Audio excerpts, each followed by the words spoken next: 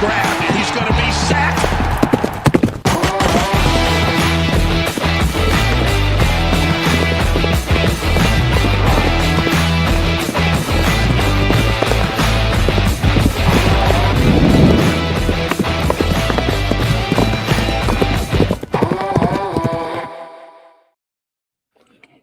Broncos country, we are here from around the world, giving you a fantastic preview today of what the Broncos should do in the trenches. We're also going to talk a little bit about Jonah Ellis, a few other things. Of course, you guys make the show fantastic. Darian is already in here. He's on all the freaking streams all at once. So y'all got to do what he does. Go subscribe to all my friends.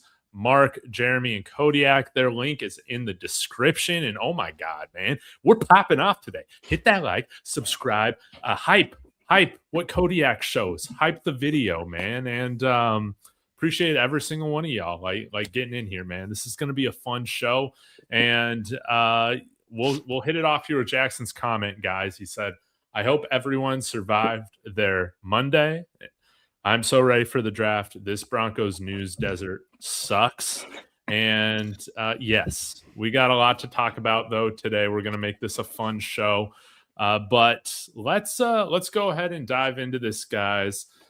Before we get to the trench play, could what we do in the draft be altered a little bit on what the plan is for Jonah Ellis? So if you guys don't know this, if you're living under a rock, Jonah Ellis, they say that he's going to play some snaps. What does that mean? At inside linebacker. Kodiak, we'll start it off with you. What do you think this means? And what would you do if you were Sean Payton? If you had the head coach control here with Jonah Ellis? Oh, you're muted. Oh, you're muted. Can't hear you. Oh, and while he's turning out his mic, forgot to say, this video is brought to you by Prize Picks, baby. Let's go. All right. Kodiak, are you here? Dude, you're still nowhere. Technical difficulties. All right. Well, while he's getting all that figured out, we'll go to Jeremy, man. Yeah. So I took it at like getting some snaps was just like, I'm going to take it right now as getting some snaps. I'm not going to take it as he's changing positions. He's no longer going to be an edge rusher, any of that kind of thing. I think it's just he has the ability to play both ways. So we're going to give him some snaps at that. And I think worst case scenario, if he's not showing you what you want to see, he's fine as a pass rusher. So I think they just have a luxury there, and they just are trying to get their best players on the field, basically. Mm-hmm. So I didn't overreact to that, but I saw a lot of people being like, "That's it, it's over." In our comments, even.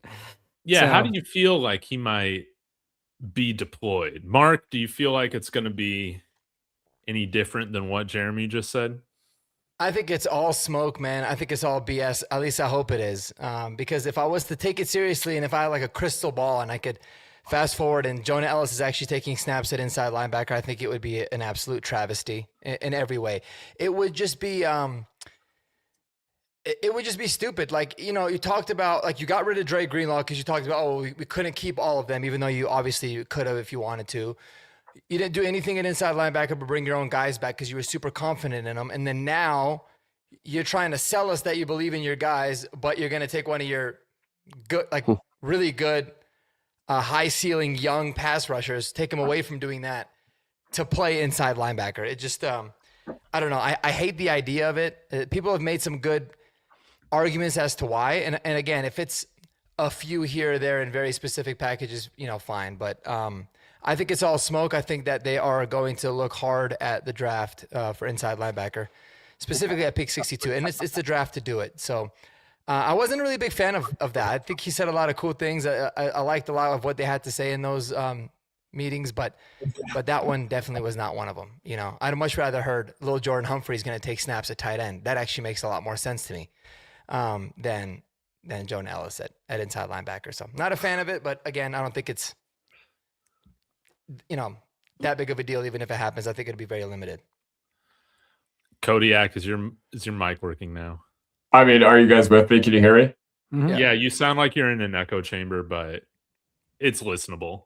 Okay, as long as it's listenable. You know what? I'm going to try a few more things. But either way, so with Jonah Ellis, like, once again, I was one of those people that I didn't freak out. I'm a little more excited than everybody else. The reason I'm a little excited is because I think we need to look to as many avenues as possible to getting inside linebacker play. And if that means taking from our strongest position and giving him some snaps, then that's fine. As long as it is just some snaps, which you never know with this coaching staff, you never know with this front office. So yes, as long as it is just some snaps, then I'm okay with it. Worst case scenario, you just say forget about it. And I'd be nervous about Ellis if he were a rookie that we were trusting to do with this, but he's a proven strong backup edge. So if it doesn't work out, he's not going to flow out in the NFL. Yeah, man. I'll go ahead and pull this up again. Sorry that we all sound terrible tonight. I don't know. Check why your that speakers, is. BK. Yeah, but hey, we'll try and get through this. But I wanted to throw this out. I think Cody Rourke put this out earlier this week. I like Raz, right? You guys know I love that raw athletic score. If Jonah Ellis was a linebacker coming out, you'd have a 9.96 RAS. That's only 0.4 below Sonny Styles, right? Now, we don't know what he was going to run with the 40-yard dash. That could be, the score could be a little inflated because of that. But this is how I feel about it, man. If you're going to do it, go balls to the wall and put him as the starting Mike linebacker. I dare you, Vance Joseph, to take one of our athletic freaks on the edge and actually make him a difference maker out here. I mean, that would be, fantastic. Like Kodiak said, you can always move him back to edge. But what I fear us doing is kind of having him be half and half. I'm not sure I like that, man. If we're able to get Jonah Ellis on the field all the time at inside linebacker and he takes Alex Singleton's spot, that would be fantastic. But we all know Alex Singleton's not coming off the field.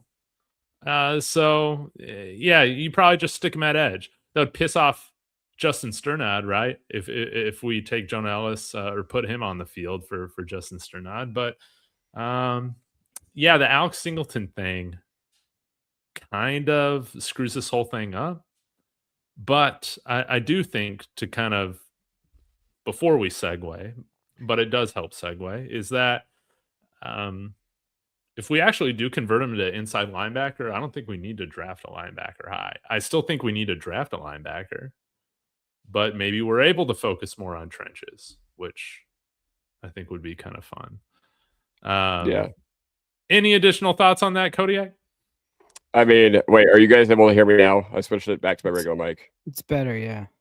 Okay. So once again, you guys already kind of hit on this, but Jonah Ellis could be part of the solution. But the way this move has already failed is if you go, nope, we got Ellis as our inside linebacker 3. We are good heading into the season. Okay. This move is already a failure, even though I'm one of the people that, I'm supportive of it. This is not Baron Browning all over again. Baron Browning had instability at inside linebacker and went to edge. Okay. I don't agree with that. It's like the Baron Browning move back in the day, especially because Ellis has already flashed that he could be a solid backup edge in the NFL. Okay. But, once again, there's nothing worse than being complacent in the NFL. And for better or for worse, the Broncos seem pretty darn complacent at inside linebacker. So yeah, once again, you cannot go into this draft being like, yep, John Ellis at inside linebacker 3, circle, star, highlight, square. That's fine, and we're fantastic. No, you ain't. You still need to get younger. You still need to get better at that position, especially with a guy who is a true inside linebacker. Mm-hmm. Well said. We'll see what happens. T Fish is coming in here saying, hey, I don't think Jonah turns into a full-blown inside linebacker. I believe he just takes snaps in certain situations. I think we're reading into it too much. Yeah, it's just going to be interesting. Like on third downs, a lot of times you only have one linebacker out there. Are we going to take Alex Singleton finally off the field on third downs for Jonah Ellis? Or maybe they want to run 2 linebackers now with Jonah as being one of them. But it's just, like I said, it doesn't make sense. I'd rather have him. He's great at stopping the run. I'd rather have him do that or get after the passer like you've seen him do so often, Yeah. And I just don't want it to be an excuse to not address this position because we haven't addressed it in God knows how long. And so I want to see something tangible there, an actual inside linebacker playing. But yeah, the other it'll be a fun camp storyline. I know that. Yeah, because like I know Justin Sternad's worn the green dot before, but from what I know about the rules, right? Like if you got both him and Singleton out there, only one guy can have a green dot helmet. So if you were to take Singleton off the field, Sternad still has to come off to the sideline, right, and put on a new helmet, right? Like, Yeah. That's why Singleton's like been out there still on third downs. Theoretically, if Jonah Ellis is, on the bench or on the sideline half the time, he could just come on in with one of those helmets and call the defense. And maybe it is something that can work in that regard because you can't switch out Alex Singleton and Sternad. Well, at that point, I don't know why you wouldn't just give the green dot to Hufanga. Like, I remember when we played against Kansas City in the first game, I remember a lot of people thought that Hufanga was going to get the green dot. So, because he gets 100% of the snaps as long as he's healthy. So, yeah, I mean, you are right, though. You are right, though. And I do hope Sternad comes into his own with that green dot role this upcoming year. Like, I would love for him to be call the defense guy. And I would love for him in 4 years to be he's a captain, he can call the defense guy. Mm-hmm. Well, let's go ahead and transition into the draft stuff. We're going to go through and take you guys through, I think, a lot of our trench players, specifically day 3, I think is what we discussed in the chat. No, just favorite trench guys. And then maybe we can get to a mock draft if we have some time, guys. I think that would be a lot of fun.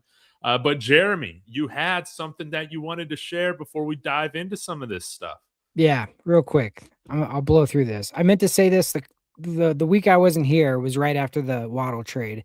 And I kept hearing all these people being like, oh my gosh, they gave up so much draft capital. It was a first, a third, and a fourth. And then they didn't factor in the fact that we actually like upgraded our 4th round pick by a lot. So this real quick is a draft points guide on how much each draft spot is worth points wise from an NFL. They're all basically relatively close, depending on what club you're looking at. I think this one was the Patriots or something like that. But if you look at what we gave up the 30th pick. That's worth 620 points. We also gave up the 94th pick, which is 124 points, which now we're at a total of 744 points. Then we swapped. Let me pull it up just so I can be 100% accurate here. We should have gained 30 points with the swap. We gained 30 points exactly. We ended up swapping 4th round picks and gained 30. So if you have 744 and then you minus 30 off of that, you are now at 714. So what pick is worth 714 points? Basically the 25th pick in the draft. That's what you gave up for Jaylen Waddle, the former number 6th overall pick, and a guy who's gotten 3 1,000-yard seasons and a 900-yard season. Are you going to be able to get, for the value of the 25th overall pick, somebody of Jaylen Waddle's caliber? I don't think so. So them saying they gave up so much, it's basically the 25th overall pick, which I would pretty much do every time for a player that can be, for this team specifically that needed juice, needed actual game breakers. That's a no-brainer for me. So it's going to hurt a little bit while we're watching the draft. Like, oh my gosh, we have to wait through the 3rd. Now we have to wait, that sucks. When you get one, you don't get to pick on day 1 and you get picked once on day 2, but just remember, we gave it basically the 25th overall pick, which I would totally do that every single time. So good value wise, I just hadn't heard anybody break it down points wise like that before. They just kind of stack all everything up and then they go, oh, look up, they gave up this much. And it's like, it's not that much. And the other point I was going to make, last year, they wanted us to trade our number 1 pick, our 1st round pick for Waddle, just straight up. But where were we picking last year? It was, we didn't know during the season. 20. But I mean, we were having a pretty decent season. It ended up being the 20th pick if we would have done it. That's 850 points. And we ended up giving up this season 714 points. So you ended up doing much better than you would have done if you did it a year ago. Now, I mean, maybe it helped you through the season, but still, points wise, it was better to hold off. I just heard people making the case like, if we would have done it last year, it would have been less. But it's like, actually, it's not points wise. It's more. Yeah, no, and it's also significant because of how much cap space we saved by waiting too. You know, he's only having a $5 million cap hit. Good point. His option hit March. I think it was like the 5th day of the league year, so it was like March 17th or something, and that's actually money that had to be paid by Miami. So we saved a lot of money on the cap too. But yeah, no, it's a no. I mean, I feel like it's such a no-brainer, and people thought that it was a whole lot, but I really don't think it is at all, especially given where we're at now, you know, and obviously they feel very good about the rest of the roster. So, you know, you might as well go big or go home at that point. And I'm curious too, like, it's going to be interesting how these additional picks, specifically picks 108 and 111, like are we going to do anything with those to package them up to move up? Are we going to move back and try to get more in the guts? Like it gives us a lot of flexibility given that we don't have a first and a third as well. So I got a question though. How many points do you think it would cost for us to land Dexter Lawrence? I don't think we have enough draft capital to get Dexter Lawrence. Yeah, the only way I see that happening is the rule that's not going to pass per Sean McVay getting passed, where we go full NBA, where teams can trade their first round pick 5 years out. That is the only way this happens, and even then, I just don't think we have the resources to make it happen. Yeah. Especially if we let JFM walk, because we already committed to the D-line. So how many points would we have to give up to get Dexter Lawrence on this team? Yes. That's my answer. Yes. But it would be the best defensive line of all time. That's going full balls to the wall. That's going full balls to the wall. So I don't think it's something that's feasible, to be honest. It probably isn't. Not at all. But guys, let's go ahead and get to the fun. Well, I guess before we do, Roan, aren't we supposed to get another 4th round pick that will be next year because of JFM? So we got to wait a full year, but we'll have it, and that will be really nice. But guys, it's time for us to talk about our favorite trench players. Mark, you run an NFL draft channel. Let's have you start out here. Who is one of your favorite trench players, whether it's on the offensive line or defensive line, that you feel like Broncos fans need to be glazing on moving up to the NFL draft? I'll start with the defensive line because I've talked about the offensive line guy that I like a lot, so I'm sure one of you guys will bring him up. So on the D line, man, is Grayson Halton, the defensive lineman from Oklahoma. You know, he's a little bit undersized. I get it. Let me just make sure I got the measure. 6'2", 292. But this dude, man, is like, in my opinion, he's a perfect replacement for John Franklin Myers in terms of the roles that VJ likes to have his D lineman in. He's strictly going to be used early on as a pass rushing specialist, get after the passer, beat those smaller interior guys, dominated the Senior Bowl, had a really strong second half of the season. He's just very, very good at rushing the passer. 10.4% pass rush win rate, as you can see here, which is really good for a big man, especially on the inside. He's decent as well against the run. But dude, I love everything about what he does. And when you look at the D-line rotation that we have now, I did an entire exercise on this like by myself one day, and I was really bored. You know, you go down those rabbit holes, and good Lord, did it take up a whole lot more time than I wanted to. But it was pretty crazy how split the snaps were last year at D-line. You know, it was like John Franklin Myers and Ioma Uwazurike had almost similar amount of snaps. And then you had a whole lot of snaps that came in from Malcolm Roach as well. Obviously, he missed the first 4 games. And then Savion Jones, played 33 snaps and like 60 snaps, something for Jordan Jackson. But between those 3 guys, it's really like Ioma's used as a run, like he's the guy that's out there to really stop the run, take on the double teams. Malcolm Roach can do both, but ideally he's the best at also stopping the run, and then they really wanted to utilize John Franklin Myers being able to get after the passer. But again, Malcolm Roach can kind of do both. So I feel like we're kind of lacking with some guys that can really get after the passer a lot. We'll see what Savion Jones ends up doing. Jordan Jackson was surprisingly good against the run. So I like what Grayson Halton brings because he can get into this rotation right away. I think he's a really plus pass rusher from that position, and then also can grow into being just a really good full-time player. But I love Grayson Halton, man. I think he'd be a really good fit here, and he's one of the players to keep an eye out. I think the Broncos probably like him too. I don't know if he'll be there at 62 though, but a lot of the mock drafts have him there. So PFF has him at 70 as their overall rank. Yeah, and his average draft position is 69. So I mean, yeah, and the only knock people are really saying is he's undersized. He's only 292 and 6'2", so he wins with quickness and effort and movement, but and lack of strength a little bit because he's undersized. But you're right, he's not somebody like the type of guy we have. You want a huge, just an immovable object. That's Wazirike. Yeah, and we don't really deploy guys like that. Like, we're not big on just having these really ginormous players. Like, I mean, Zach Allen is pretty big for his size, but JFM was not that big of a guy either. No. And obviously when they use DJ Jones, he's more of like the nose guy that's just there to take on doubles all day and kind of eat up a bunch of space. But they don't always like to have very big defensive linemen, but they'd rather have, quick guys, and they do a lot of the stunts and all of that. And that's where I think Grayson Halton really, really works. Like, there's a lot of really big bodied, D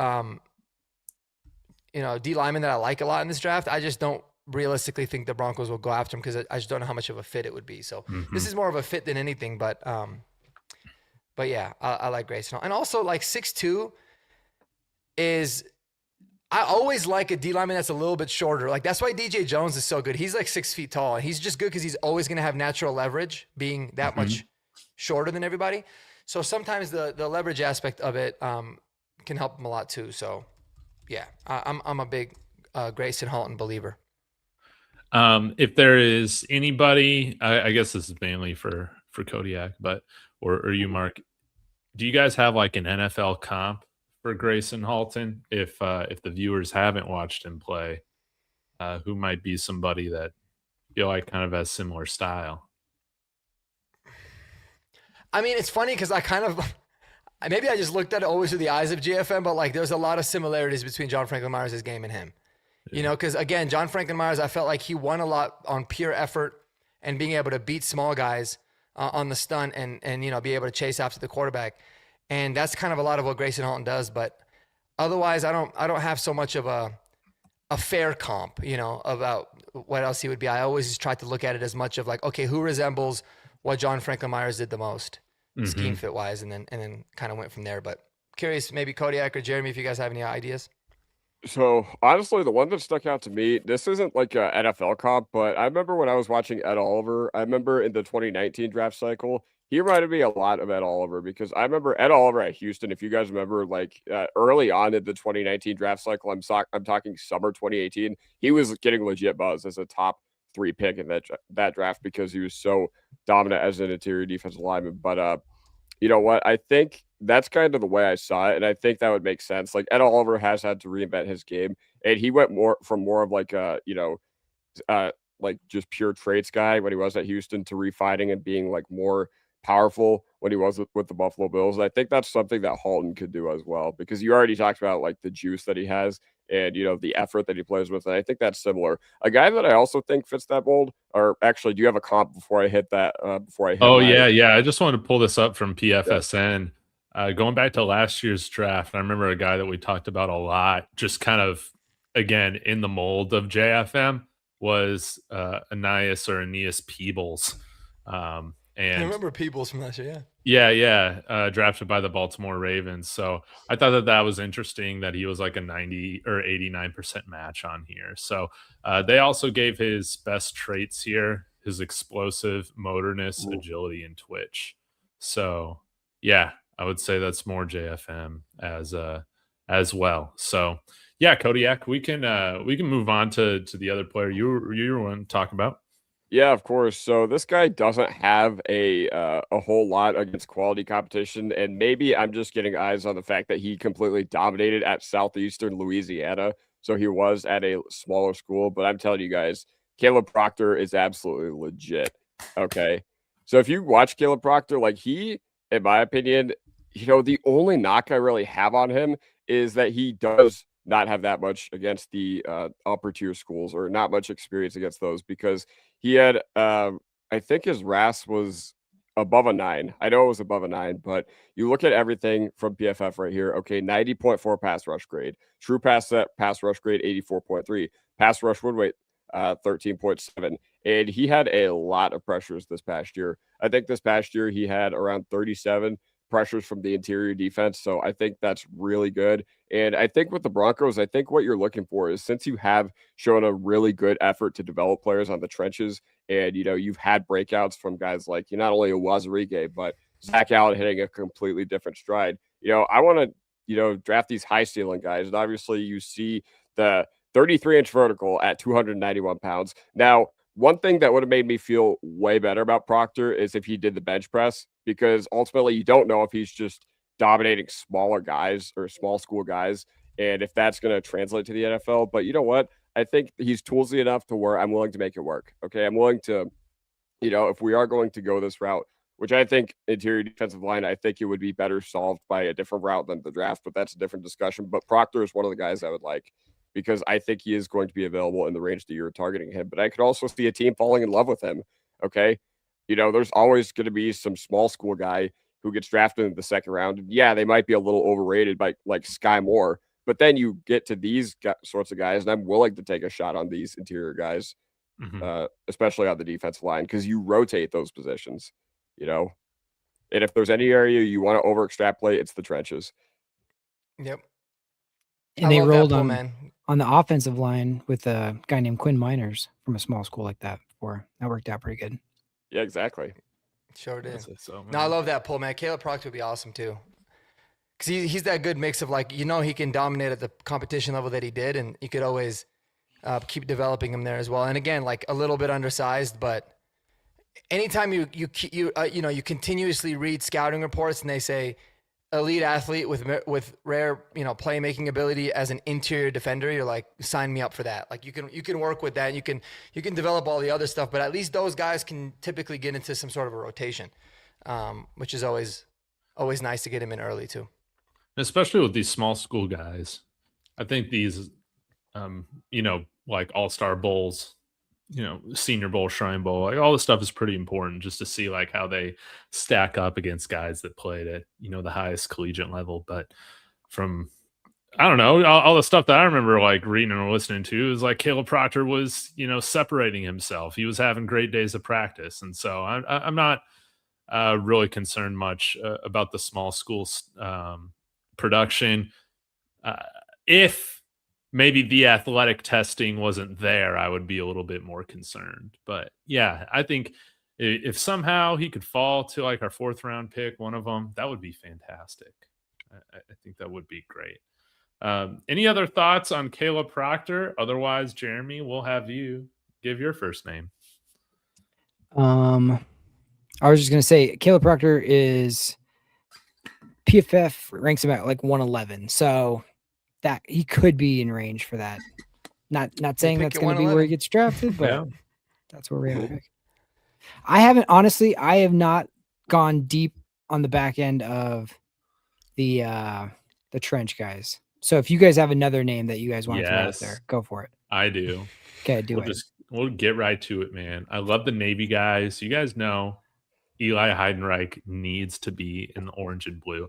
And another guy from Navy that needs to be in orange and blue is Landon Robinson. This guy is literally Aaron Donald if he went to Navy. I'm saying it. This guy's an absolute beast. I'll bring up his RAS score as well, because you guys know that I love that. But okay, talk about intangibles. Navy.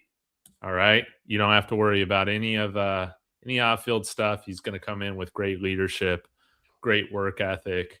You guys know, according to some of the fake insiders we got in the chat sometimes, listening is very important on this team. And I have no doubt that Landon Robinson is going to be a fantastic listener. He's in the military. Look at this, a 9.40 RAS. Explosive, super agile, man, on the defensive line. Now, is a little bit lighter, 293 pounds, and you're not having him play nose tackle, but an extremely powerful player that's compact, kind of like, Aaron Donald. And Aaron Donald is more like, the outlier to the rule, right? But again, he's the combination of strength, agility in this kind of small package makes him tough to block, man. So going out to PFSN, I mean, they rated his top traits over 9 as explosiveness at 9.4, and then agility and twitch, balance and leverage, and motor all at 9.1. So I think he's a guy that could play really well at altitude and give opponents difficulty. And do they have, I guess they don't have comps yet for him. That's like super annoying. So just go with my comp, and that is freaking Aaron Donald, like the best defensive lineman in the game. So if we could get the best defensive lineman in the game in like the 4th round, that would be incredible. Other thoughts on Landon Robinson? Yeah, David, I was going to ask you. I think I asked you this like a week or two ago. Do you have any concern that he's 5'11"? No, I don't. And you guys know I hate short football players. I think it's stupid. But no, 5'11" is just fine if you're an athletic freak. Good question, though. Fair. Great question. Guys, I know we've talked a little bit about defensive line. Did you guys have any offensive linemen that you wanted to hit on? Kodiak? May I guess? May I take a guess? Sure. Were you going to talk about Demetrius Crownover? I wasn't going to, but you know what? We can. Okay. Let's double down on your guys. Okay. So, you know what? Demetrius Crownover, he is a guy who has the 2nd best arm length in this class. And the craziest thing about that is that he's doing it as a converted tight end to offensive tackle. That's one of my favorite things about Demetrius Crownover. And, you think about Demetrius Crownover, you watch him, and he is just so powerful. One of my favorite things about Crownover is that, he's battle tested because he did play this past year against, those SEC pass rushers, but he is good. Trust me, he's really good. He's one of those guys that I feel like he's still relatively new to the position, and you can see that, when you're watching him. But either way, I think he is absolutely fantastic. I think, once again, you watch him and some of the wins are absolutely dominant. I think if you're just betting on flat out tools, then you're going to like a guy like Crownover. But, he is an older prospect, which I think will drop him just a little bit. Either way, I think he's a better run blocker right now than he is a pass blocker. So you are going to, look to improve his, I'm trying to think like his pass blocking skill set a little bit more. I think his NFL run blocking skill set's a little bit better, but hey, in Streif we trust, right? Anybody have any thoughts about Crownover? I'm in on Demetrius Crownover, man. I think Zach Streif can, again, turn somebody that's a little bit more raw into a really great offensive lineman. So if he ends up being the pick, I have all the confidence in the world. He'll be closer to reaching his potential than just staying at his floor. Yeah, I think he's physically a stud. The only concern is he's been a right tackle most of the time in his career, which is fine because obviously we have a right tackle that's contract is coming up or set to expire. He's also getting a little bit older in Mike McGlinchey, so we could use somebody on the right side. But I mean, otherwise, the dude's a monster of a man. Sometimes when you're 6'7", 6'8" like that, like it could work to your detriment because you almost lose balance. But he's always been someone that I've been intrigued by just because of the sheer size. I mean, 336 pounds. I think he had like 35-inch arms or something crazy like that.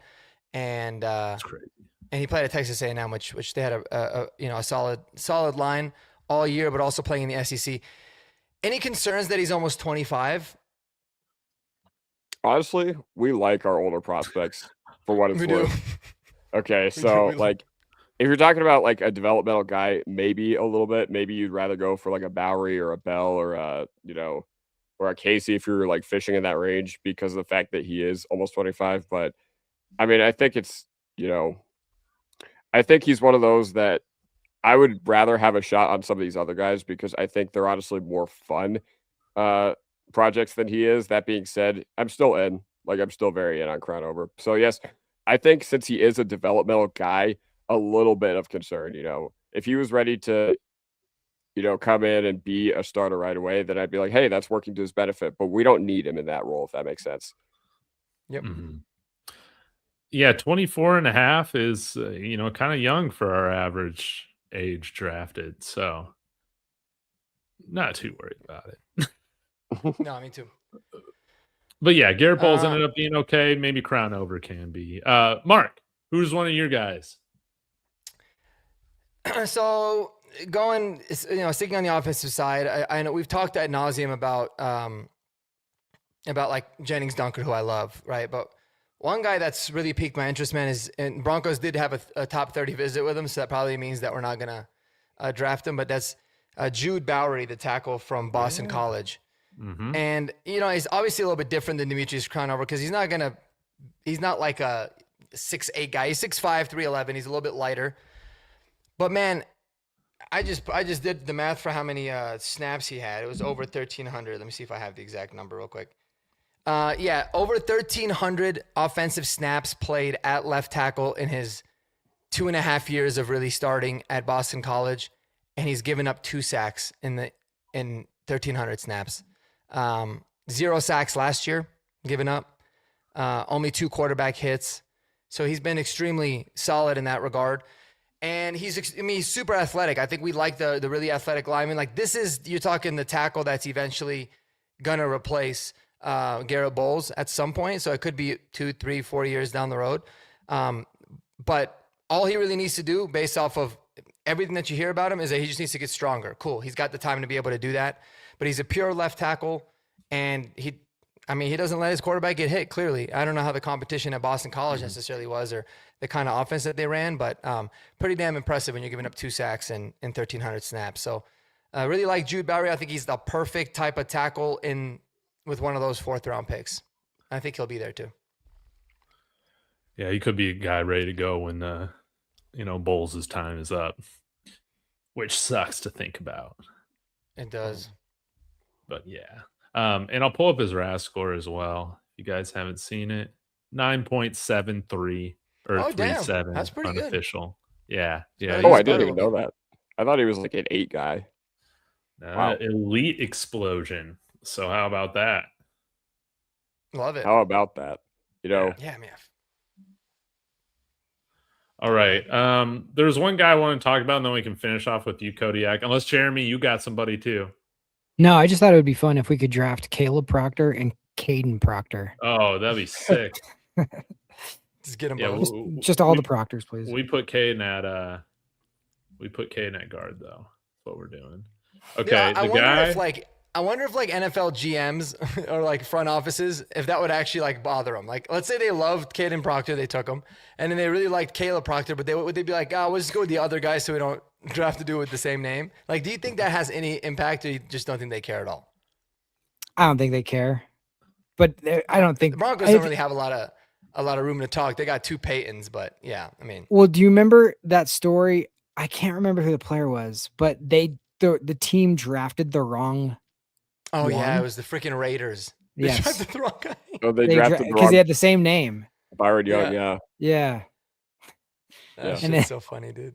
Yeah, that's the most Raiders thing. And the funniest thing is the guy they wanted to draft ended up being, I think, like a pretty solid player, and then the guy that they took was like ass. So yeah, that's just unbelievable.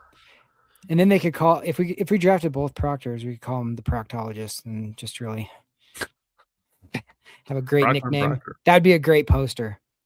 Yeah. Okay. Next guy I want to talk about here. We just visited with him. Guys, I'm going to talk about him early. I'm going to drop a video on him tomorrow. So still, please give me some love. Hype it. But this guy in like the 6th, 7th round, Caden Barnett, His nickname is the Vanilla Gorilla. Hell yeah. Like, Done. That's the best nickname ever. yeah, this like I feel like it's over now. Like he just needs to be a Bronco. And when you can look up some of his highlights. It's done by like I think it's like Portuguese account or something like that. I don't even know the language. So you don't know what they're saying, but the film's on there. Man, this guy's such a beast. He's a mauler. He's pancaking dudes. He's throwing little punches in at the end. This guy plays with a mean streak. It definitely lives up to the name Vanilla Gorilla. And kind of struggled at right tackle. Okay.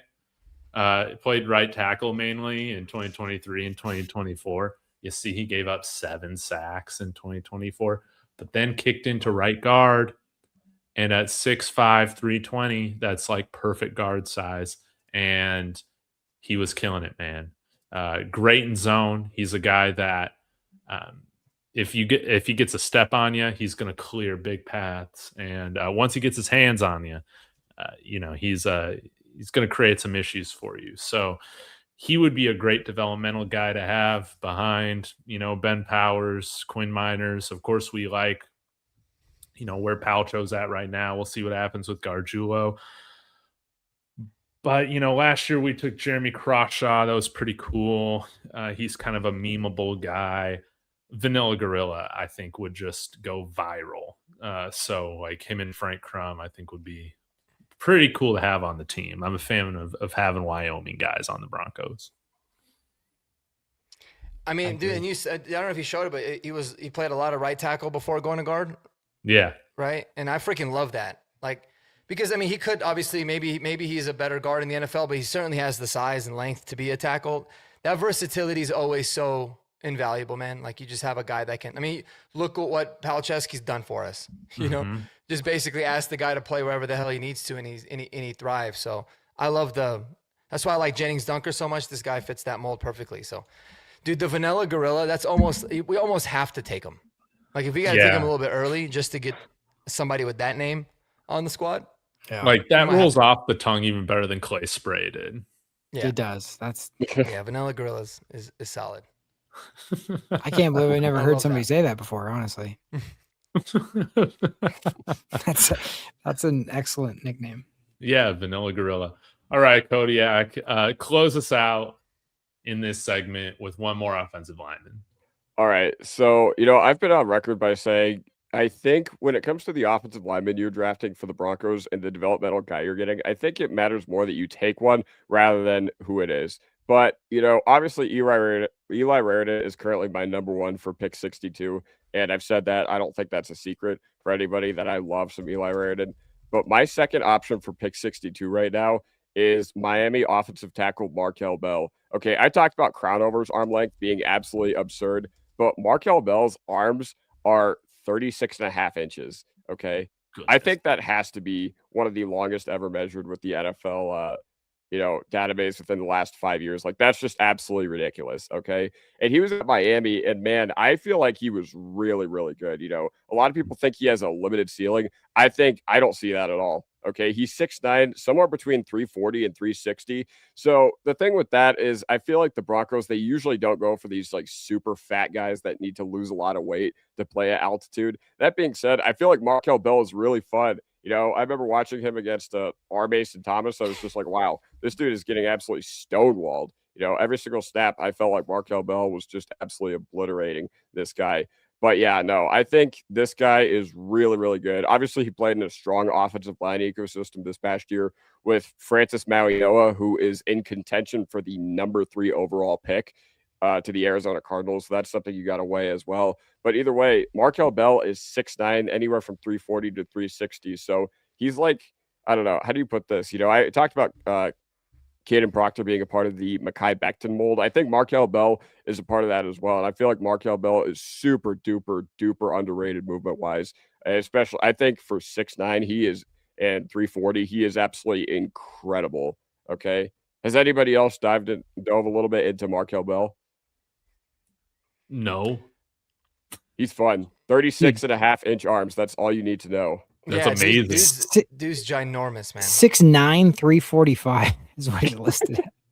Dude, that's 95th percentile arm length. Yeah, that's crazy. Like these guys aren't even going to touch him. Yeah, I always just worry about dudes that are that tall. Like it rarely works in the NFL. I mean, it doesn't mean that it can't, but 6'9" is insane. Like he'll make Frank Crum look tiny. Who's the tallest guy we've ever had here? I think it's Frank Crum now. It used to be. It's gotta be, yeah. It used to be in McGlinchey. But I mean, I remember there's been a couple dudes that, were 6'7" plus, and it just doesn't always seem like it works out for him. But I mean, dude, it'd be fun. He's got all the tools. I'll tell you that. So I don't know. And I feel like the Broncos also visited with another dude, the guy from Memphis. I'm like scarred from Memphis from that. Travis Burke. Travis Burke. I think he's 6'2", right? I'm pretty sure Travis Burke is. Let me pull him up real quick. But he was like some incredibly large guy. He is. Yeah, 6'9", 315. So he's skinny. He's a skinny 6'9", but played left tackle for 2 years, then played right this last year. I remember looking into him a little bit too, but I get a little worried with the tall dudes, but I don't know why the hell not. And then there's Diego Pounds, who's also 335 pounds. With the nickname Diego Pounds, and he's 6'6", 335. Isn't that like, that's the perfect name for a person that's 6'6", 335 pounds. That is. Yeah, that's From like Ole Miss. prophetic, man. Yeah. Diego Pounds, dude. We get Diego Pounds and Vanilla Gorilla. It's over. Yes. It's over for everybody. Like all names team, man. I love it. Man, guys, these are all great finds. And Kodiak, to get back to your original point here with Markel Bell, dude, if we go trenches 62, you're not going to hear any complaining from me, man. We have gone away from that position, unlike the rest of the NFL, and I think we're lucky that it's worked out the way that it has. We haven't drafted an offensive tackle since Garrett Bowles, which is insane. That's like 10 years ago.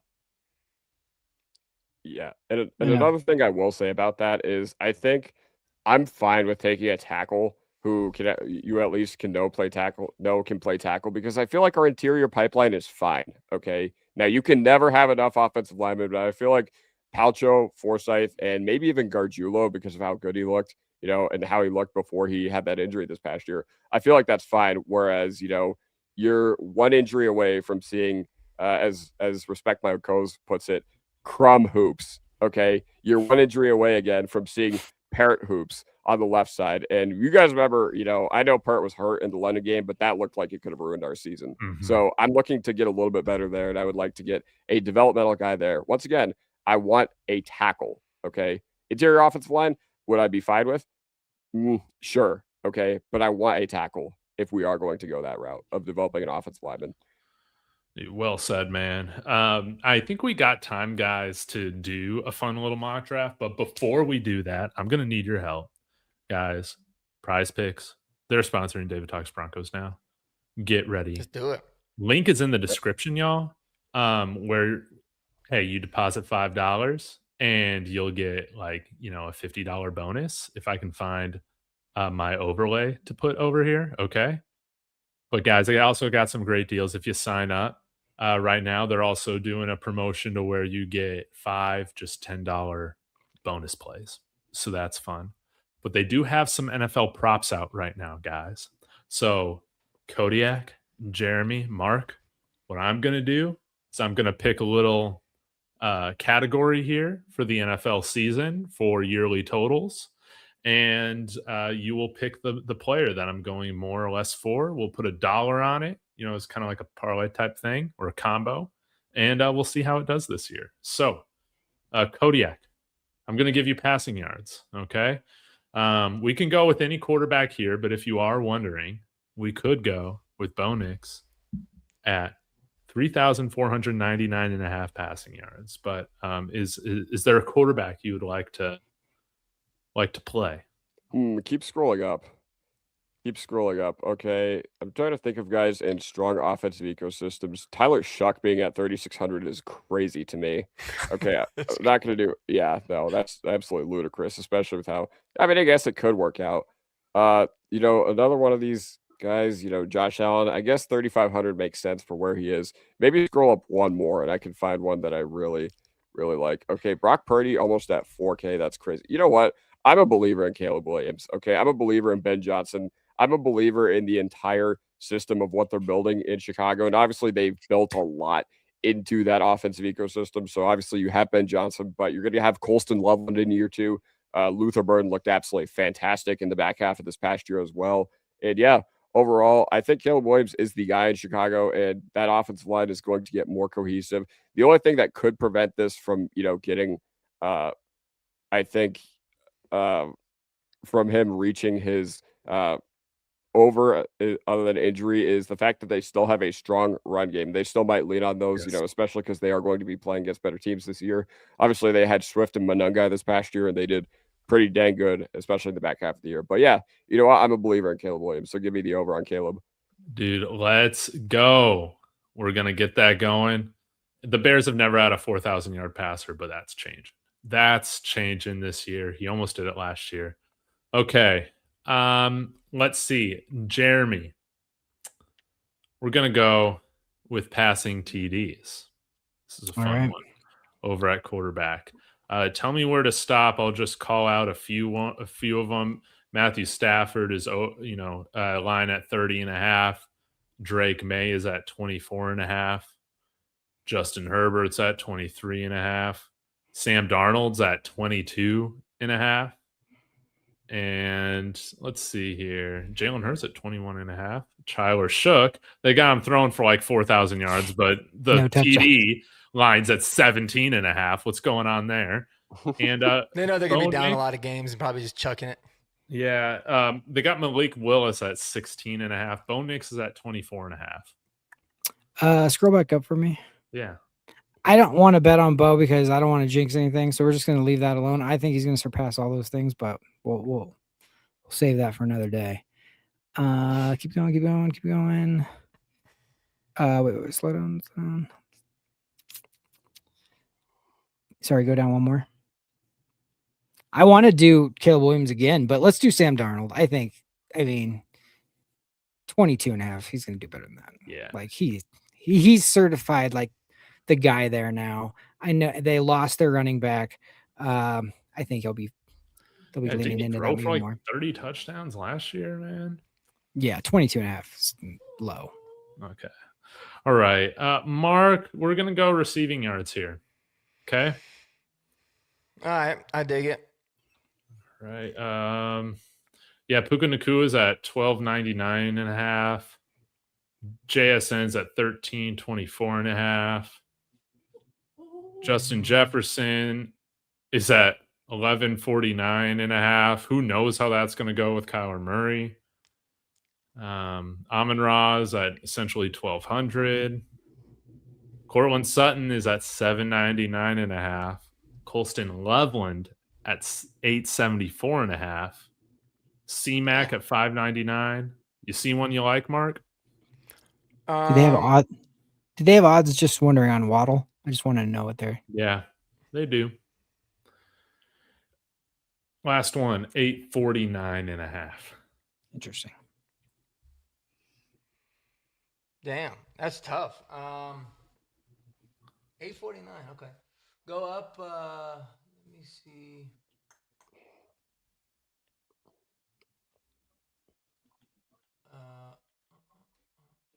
Man, I don't even know. I'd say that. So you see how it says Jerry Jeudy 725.5? Yeah. Hit the under on that. He ain't Dude. getting it. Fuck Jerry Jeudy. Dude, let's go, y'all. We're going to throw $1 on this. It's going to be fun. If it hits, we win $6. And hell yeah, bro. With you guys. So let me maybe 3 gallons of gas then, but most likely a gallon and a half. Yeah. So we'll see. We're betting for the future. Mm-hmm. Dude, how do I put this freaking play in? I'm ready to go. Go down. Auto accept. I feel like a boomer. There we go. There you go. All right, we got it All right, in here. Unc. Yeah, successful. Thanks again to Prize Picks for sponsoring the show. Thanks guys for partaking in the fun with me. And now let's finish this thing out with a mock draft. Let's get to it, guys. And shout it out in the chat if you guys have Yes. people you I'm not want. looking at the chat, so y'all let me know. Okay. All right. Pick 62. Few guys that went off the board. Ahead. AJ Halsey. So there goes the safety. Jennings Dunker. Jadarian Price. Jake Golday. Eli Stowers. Jacob Rodriguez. Okay. And Josiah Trotter. I don't know if I mentioned him already. So Caleb Tiernan. Guys, we have. Let's see who we got. Grayson Halton's available. Mike Washington. Kodiak, do you still say he's a first-round pick? Yes. I have a first-round grade on him, of course. I heard some pushback on Mike Washington about his fumbling. He averaged a lot. Yeah. I think that doesn't concern me as much as the mid-production his first 3 years at Buffalo does. Ooh, okay. We got Dominique Orange available. Max Clare. I think we should trade back. We have a trade offer. Yeah. Dude, we got a trade offer. Yeah, we got Seattle at 64, Titans at 66, and the Vegas Raiders at 67. Which one y'all want? Let's see the Titans. Let's see how many picks they got. Dude, they got a lot. All right, see if they'll do for 101. No, they won't. Man, okay, how about for 101, and we'll give them 170. Okay. And we'll give them 170 and 246. Or 257. Yeah, this should get them over the finish line. Come on. You want Mr. Irrelevant? Let's go. Yes. I love it. All right. All right. Now Dominique Orange is off the board. All right. Where y'all want to go with this? Come on, somebody speak up. Anthony give me your available. There's Sam Roush. Give me your. I mean, I want Sam Roush. That's my golden pick. The first time, whether it's 66 or 62. Show me running back. Show me tight ends. Show me linebackers. Just so that's who we basically focused on for the most part. Okay. Check LB and DL immediately. Yeah, we got you, Darian. Put some DL right there. I think for the sake of the show, we should go with Grayson Halton. Since today was Trenches Day? Yeah. Today's Trenches Day. I think I'm on board with that, yeah. All right. We're going to do that. All right. Pick 101. All right. Show me the same. There's Jonah Coleman. Show me the same positions, please. Y'all know I love Jonah Coleman. See, and think how nice this is, man. You're picking now 101, 108, 111. Like, you can genuinely get any of the three guys of anybody that you like here to choose that you feel like are going to be there. So, I mean, I love the idea of getting as many picks in that 95 to 120 range. Yeah, it's real nice. It's real nice.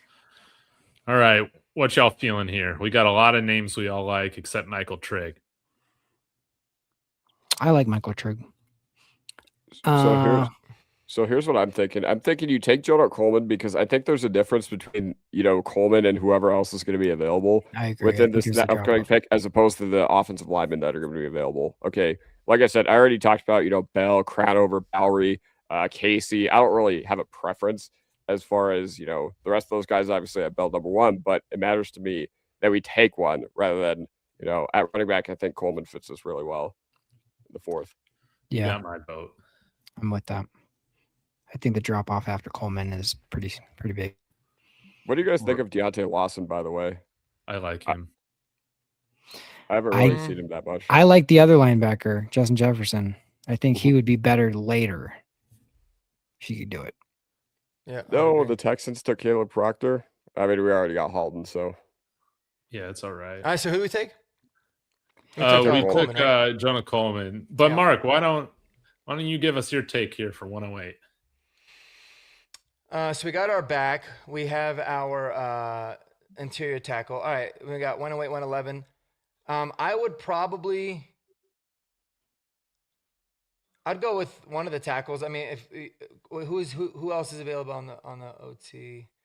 So if it was me, man, I would do either Jude Bowery or Cage Casey. I mean, I like both those guys. Demetrius Croner would be fine too. Or you can look at taking one of them at 111, and if there's somebody that you like more at 108 that you feel like, they won't, because you can see the ADP for Cronover is 108.1, so he actually might be taken from here between now. So I'm good with that, but I'm definitely more of a Jude Bowery fan. What's that? I'm definitely more of a Jude Bowery fan over Cage Casey. Okay, so let's look at tight ends then, because I love the idea of getting a tight end in this part of the draft too. Mark your favorite, Michael Trigg. Yeah, love that. Yeah, Jolie. We could just go ahead and draft Oscar Delp here. You got Raritan. I think I would run to the podium if Justin Jolie was available, but I don't think he's going to be there. He is here, but I don't think in real life. Like, I try to make it as real. Dude, I'm not gonna lie. I'll take Eli Raritan and not even think about it.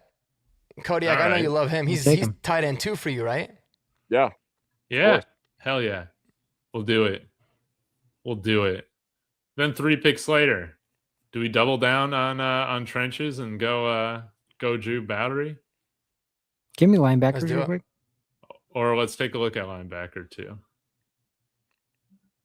Deontay Lawson. There's some good linebackers here. I make a point about Bryce Betcher. I really like Bryce Betcher. I think he's that guy that's just like an Alex Singleton market correction, like immediately. Mm-hmm. Like I just think he could be the guy who comes in. He knows where everybody's supposed to be immediately. He's younger. He's he just fits.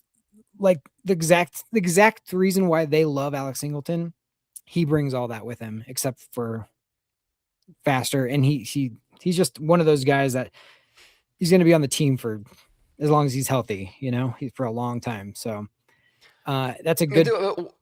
What sold me on Betcher was, first of all, this dude was drafted in the MLB in the 13th round. So he's a hell of an athlete.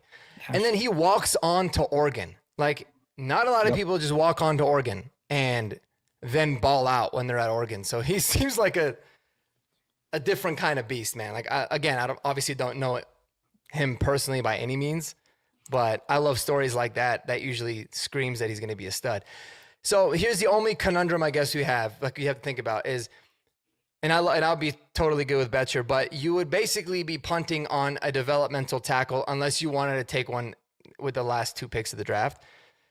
If you guys are good with that, then I'm good with going Betcher or Torian York, and I think Betcher would make a lot of sense. But otherwise, or Caleb Elarms, and then you could just throw a dart at a couple of 7th round linebackers. So yeah, Kodiak, because we don't have pick 150 no more. You know what I mean? Yeah, we don't have our 5th round pick. Man, I screwed it up. No, I mean, I think it's still, dude. I think this is a crazy good draft. Halton, Coleman, Raritan. I mean, but you gotta, you have to. If I went linebacker here, I would honestly go with Deontay Lawson. But if you guys all want Bryce Betcher, let's pick him. Is York still here? York is also still here. I mean, I really like York too. Especially because I feel like he fits. What they like. For as much as we like the traits and the fact that Bryce Betcher probably listens, Torian York called the defense when he was at a ripe 20 years old. This is going to be a hot take, and I know he's undersized, but I personally just believe this, and maybe I'm crazy for thinking this. If we drafted Torian York, I think day one he's the best linebacker we have on our team. Oh, my God. Wouldn't that just be amazing? Now, I don't know how much he plays because our coaching staff. But this dude is like the definition of a dog. He is small, man, but he don't play small. Like I freaking love Torian York. Okay, who's the chat talking about the most right now? Betcher, it seems like. All right, we're not drafting them. All right, I'm taking an executive decision. We're drafting Torian York right there. Let's go. I love it. Sorry, Dude, Dak. this draft would be like, I'd be on cloud 9, man. Oh my god, I'd love it. Dude, You got three of the 4 guys here are like my favorite dudes in the draft. So dude, we didn't even talk about Michael Morris, who got like a 10 RAS.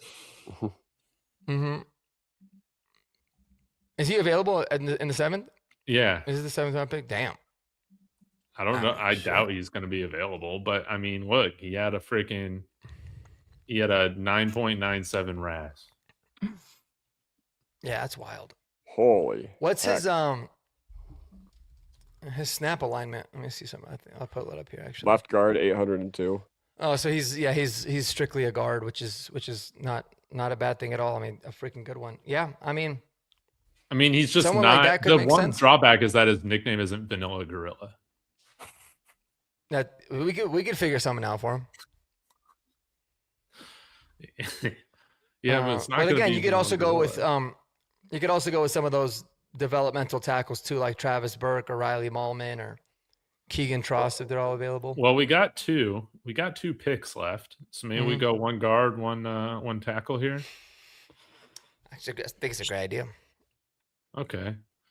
Well, I think we should I'd go say with Micah Michael because he's Morris. most likely to not be there. Yeah, that makes it a great pick. Okay. Now for our developmental tackle, you guys got a preference? Travis Burke. I don't know anything about half I would these probably guys. take Mallman. You take who? Riley Mallman. Okay. Because he's pretty played good. a shitload and he played at Wisconsin, which is usually pretty decent on the O-line, but I mean, Check that's basically all I know. He's Check 6'8". safety for Darian, please.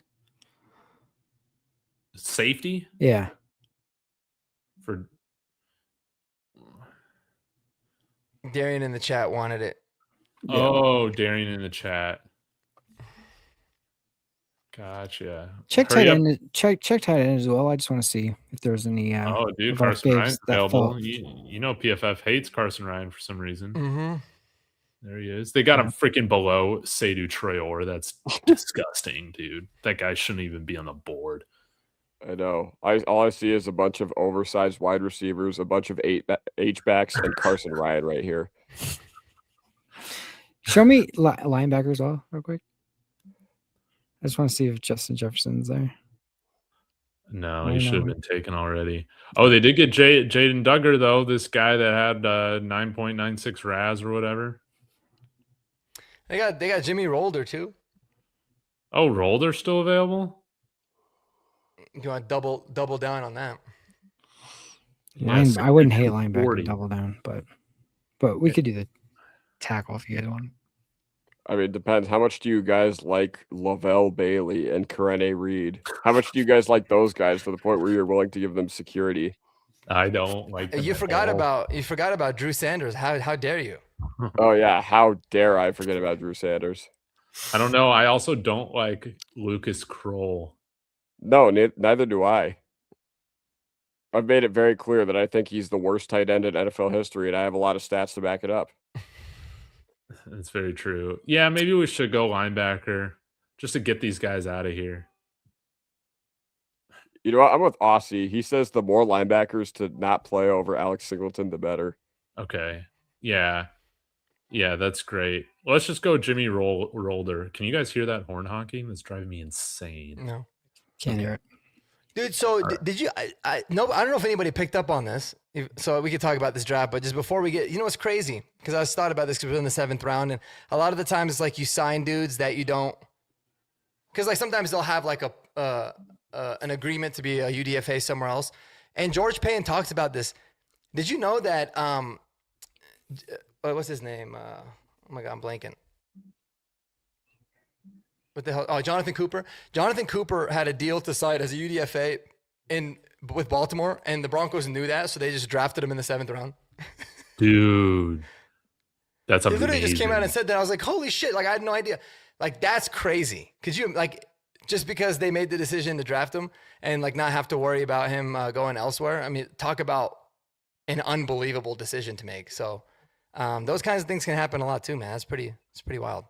That's why I like having those late sevens, because Yeah. if there are certain, you can reach out and talk and be like, hey, in the case that, and you can fill them out. And if it feels like there's They're gonna somebody go you really somewhere like else. and you're not And you're close like, to "All right, we'll locking just them take your down, ass." just take them. Yeah. Yeah. No, I mean, it makes sense. Like, but I that's mean, crazy. It's yeah. like, do it like you talk about a franchise-defining type of move. I mean, missing out on Jonathan Cooper because you decided not to take him was pretty crazy. So I thought that was wild. But I'm curious how you guys feel about this chat. How you guys feel about this draft, because I think this is an absolute home run, dude. Dude, I'd be so happy with this draft. Yeah. For the fact we don't have a 1 or a 3 and ending up with, I mean, to me, yeah. Or 1 or a 2 in this one. Yeah, I mean, That's I true, think you're we traded talking. You got a stud D lineman, who I like, a great running back that could fit exactly what you need.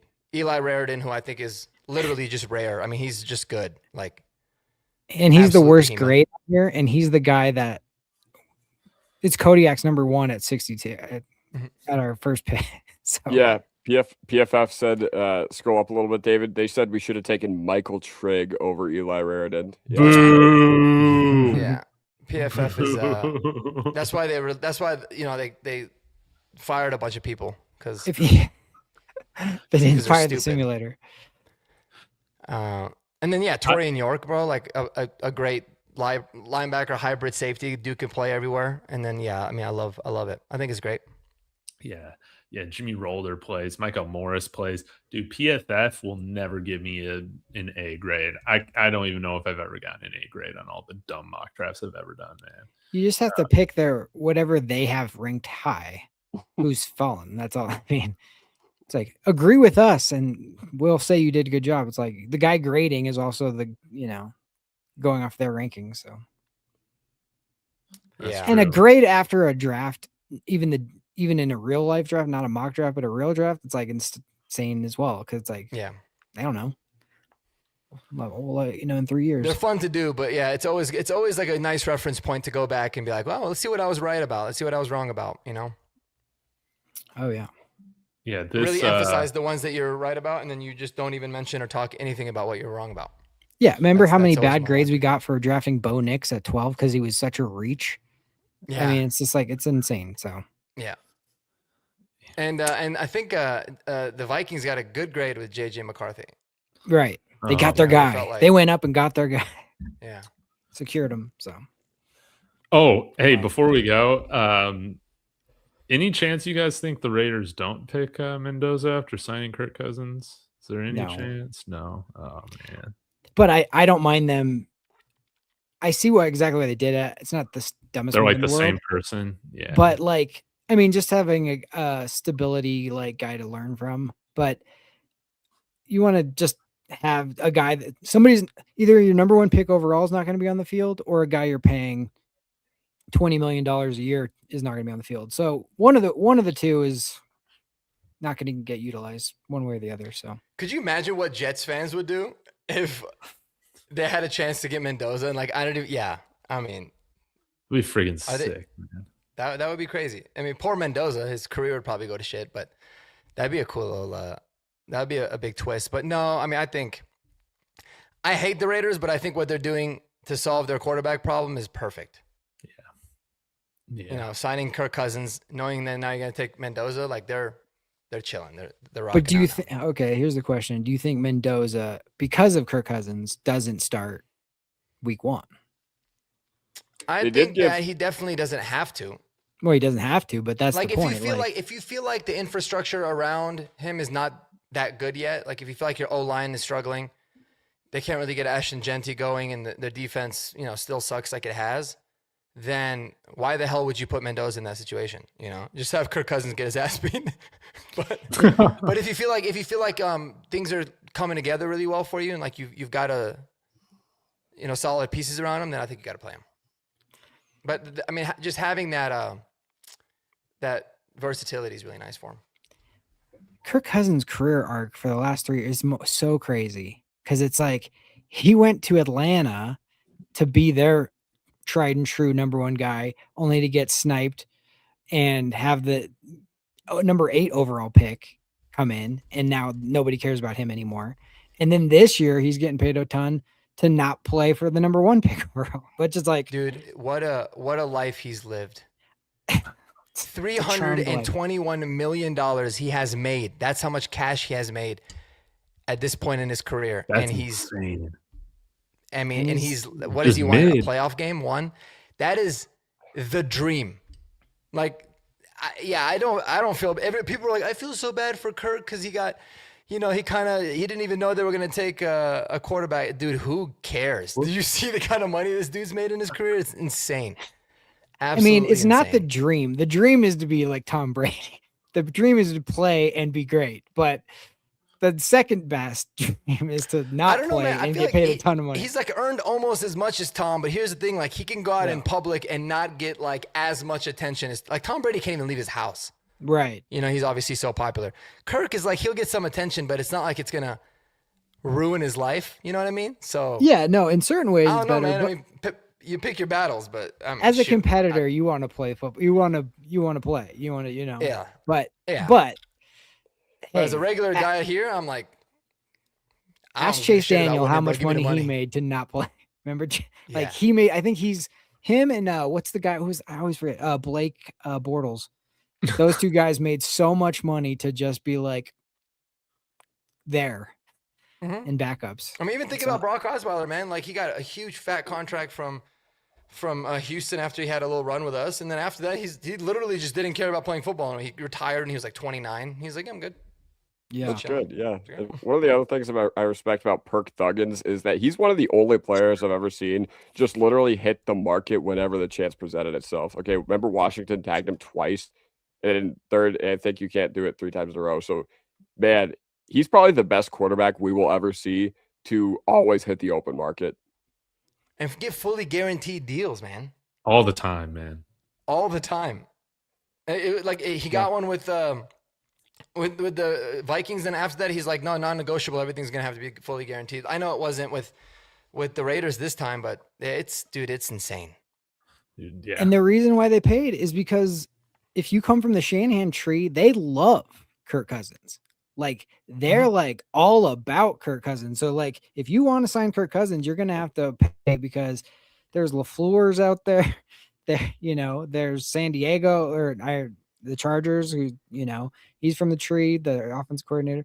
McDaniel, you got just Shanahan himself.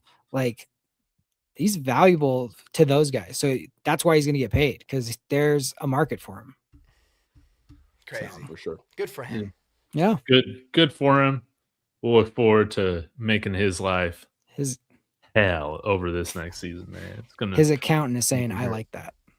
and hey, looks like Michigan's about to win the national title for basketball. So congratulations to them.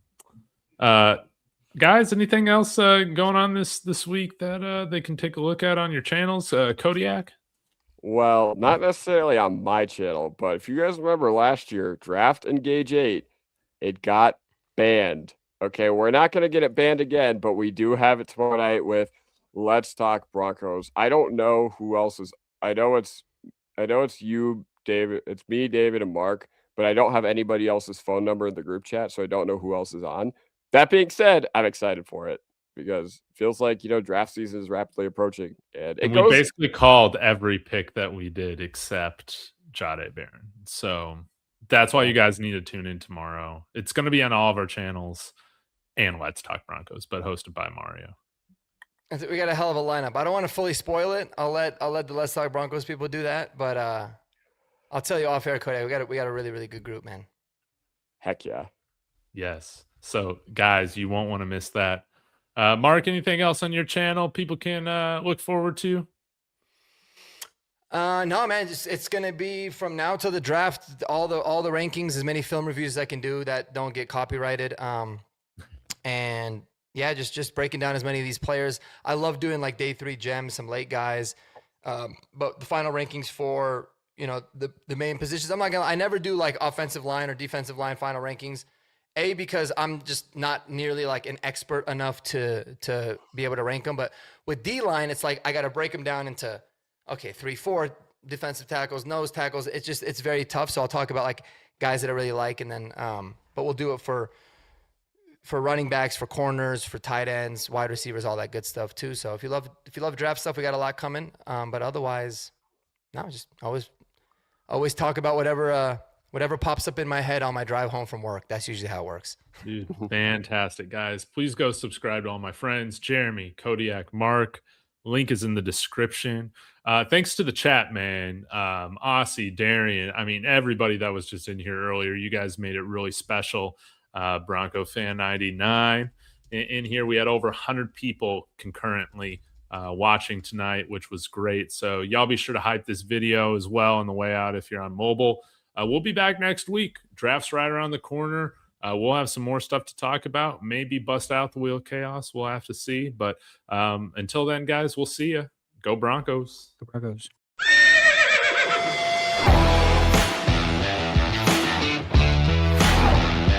God bless Bo Nix. That's sacrifice. He's grabbed and he's going to be sacked.